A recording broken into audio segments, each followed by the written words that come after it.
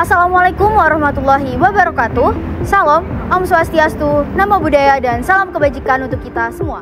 Kami dari kelompok 9 dan juga kelompok 10. Di sini kami akan menjelaskan dan juga melakukan uji keteratogenikan.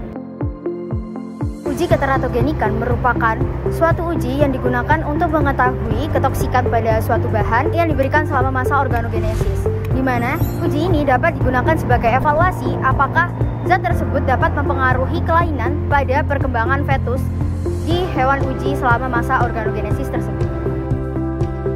Tujuan dari praktikum ini yaitu untuk mengetahui uji teratogenik pada suatu bahan, kemudian untuk mengetahui apakah bahan tersebut bersifat teratogenik, dan juga dampak dari perkembangan fetus dari uji teratogenik ini.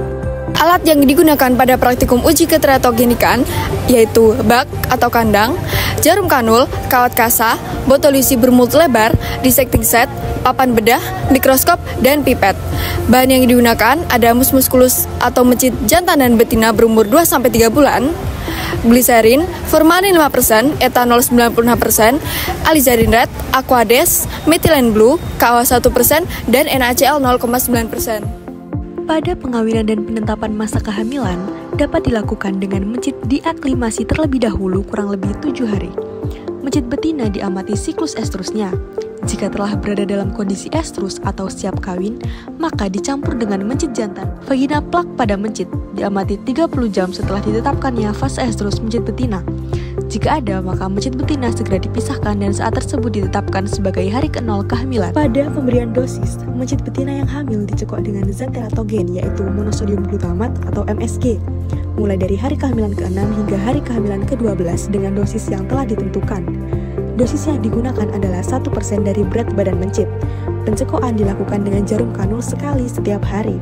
Pencekokan mencit dilakukan dengan beberapa cara. Pertama, mencit dikeluarkan dari kandang. Selanjutnya, digenggam pada tangan kiri. Dengan tangan kiri, kulit tengkuk dijepit di antara telunjuk dan ibu jari. Kemudian, ekor dipindahkan dari tangan kanan ke antara jari manis dan jari kelingking di tangan kiri, hingga mencit dapat dipegang dengan erat. Mencit siap untuk mendapatkan perlakuan pencekokan. Setelah hari kehamilan ke-18, mencit betina dimatikan dengan cara dislokasi dan embrio diambil untuk dilakukan pengamatan. Hal-hal yang dipersiapkan untuk pembuatan preparat skeletal mengikuti teknik pewarnaan alizarin red, yaitu dengan embrio difiksasi dengan etanol absolut selama 2 kali 24 jam. Selanjutnya, isi rongga perut dan rongga dada dikeluarkan. Kemudian, embrio dimaserasi dengan KOH 1% selama 2 kali 24 jam untuk menghilangkan pigmen dan jaringan yang tidak diinginkan sehingga fetus menjadi transparan.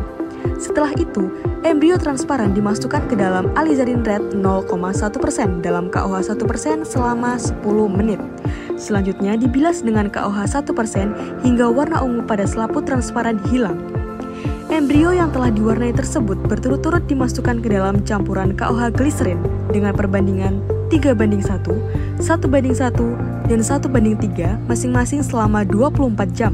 Selanjutnya, embrio dimasukkan ke dalam gliserin murni serta disimpan untuk pemeriksaan dengan kaca menggunakan mikroskop stereo. Pada pengamatan fetus, pengamatan terhadap fetus berupa penulangan sterne, vertebrae, dan koste untuk dapat diamati ada atau tidaknya malformasi yang terjadi.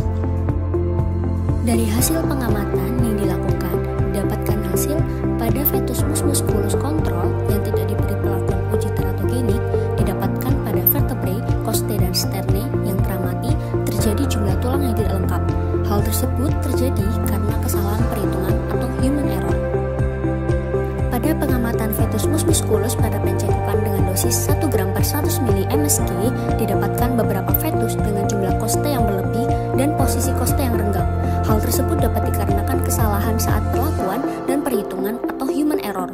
Seharusnya, pada pemberian dosis 1 gram per 100 ml ini tidak menunjukkan pengaruh yang signifikan karena pemberian dosis yang rendah. Pada pengamatan fetus mus musculus pada pencekokan dosis 3 gram per 100 ml MSG, didapatkan beberapa fetus dengan vertebrae dan koste yang tidak lengkap, dan terdapat juga yang berjumlah berlebih. Pada vertebrae juga mengalami bengkok sedikit ke samping. Hal tersebut dapat dikarenakan pemberian dosis yang masih rendah. Pada pengamatan fetus mus musculus pada pencekokan 4 gram per 100 ml MSG, didapatkan malformasi yang terjadi yaitu vertebrae dan sternum tidak lengkap. Hal tersebut dapat terjadi dikarenakan fetus mengalami keterlambatan penulangan atau osifikasi, pada vertebrae mengalami bengkok ke belakang. Pada pengamatan fetus musculus pencekokan dengan dosis 6 gram per 100 ml MSG, terjadi malformasi, yaitu vertebrae dan costae dengan jumlah yang tidak sesuai dan tidak lengkap. Dan pada vertebrae mengalami bengkok ke samping yang mulai terlihat secara signifikan. Pengamatan fetus musculus pada pencekokan dengan dosis 7 gram per 100 ml MSG, terjadi malformasi pada vertebrae dan costae yang jumlahnya tidak sesuai.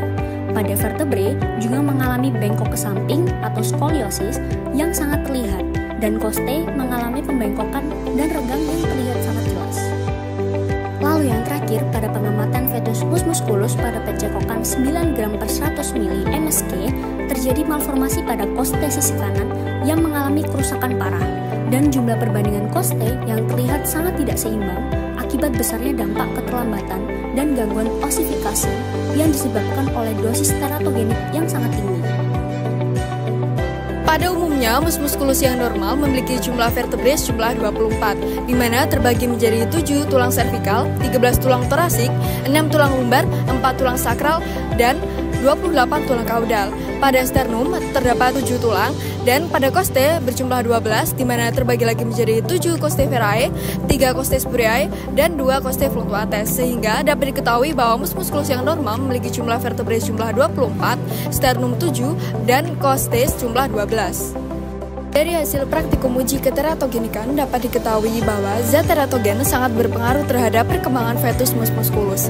Pada praktikum uji keteratogenikan, zat teratogen yang digunakan adalah monosodium glutamat atau MSG, di mana MSG ini dapat memberikan dampak negatif terhadap perkembangan fetus musculus, yaitu terjadinya malformasi. Malformasi dapat terjadi pada bagian vertebrae, costae, dan sternum. Pada vertebrae, malformasi yang terjadi adalah pembengkokan ke samping dan ke belakang. Pada costae, pembengkokan, renggang, dan jumlah yang tidak sesuai. Dan pada sternum adalah jumlah yang tidak lengkap. Sekian dari kelompok kami, terima kasih.